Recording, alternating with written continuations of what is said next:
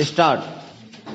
अध्यक्ष महोदय, मुझे पूरा विश्वास है कि माननीय सदन मेरे प्रस्ताव को सर्वसम्मति से पारित करेगा।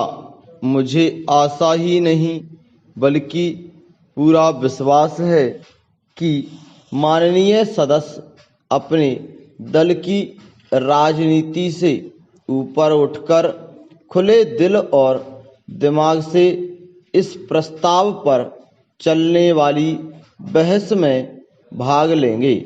मैं इसी विश्वास के साथ अपने विचार सदन में रखने जा रहा हूं। भारत का इतिहास दुनिया के लोगों से छिपा नहीं है। भारत की भूमि से मानवता का संदेश आदि बहुत सी चीजें दुनिया में फैली।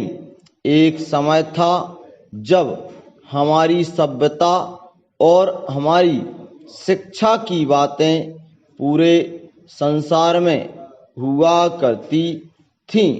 हमारे देश में वेद लिखे गए जिसने संसार को मानवता का संदेश दिया और कहा कि मुझ की पूरे संसार को एक परिवार मानकर चलो।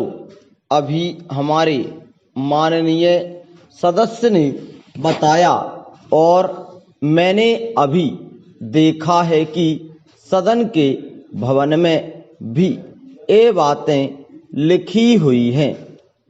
मैं यह अभिमान तो नहीं करता कि विद्वान केवल भारत में ही हुए, लेकिन शिक्षा के क्षेत्र में हम संसार के गुरु रहे हैं। हमने ही 4 अच्छी परंपरा संसार को दी। यदि इसी को मान लिया जाए तो पूरे संसार की जनसंख्या की समस्या हल हो जाती है।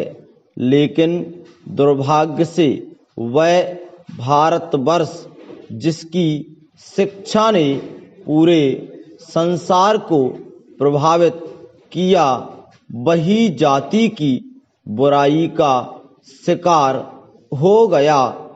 हो सकता है कि किसी समय इसकी आवश्यकता रही हो।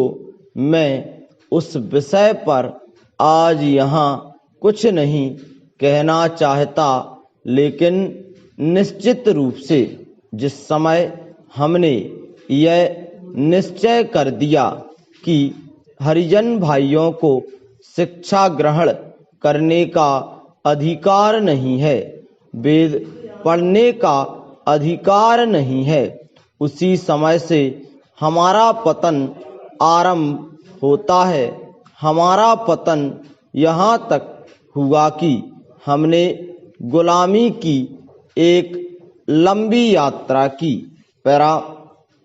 मैं इतिहास का विद्वान नहीं हूँ, लेकिन ऐसा सुनने में आया है कि जितने लंबे समय तक भारतवर्ष गुलाम रहा, शायद इतने समय तक दुनिया का कोई देश गुलाम नहीं रहा।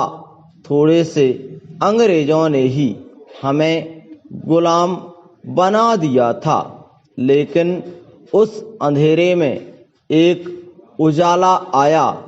कोई 200 वर्ष पहले शिक्षा के बारे में सोचा गया। अंग्रेजों को इसकी आवश्यकता इसलिए थी कि भारत को लंबे समय तक गुलाम रख सकें।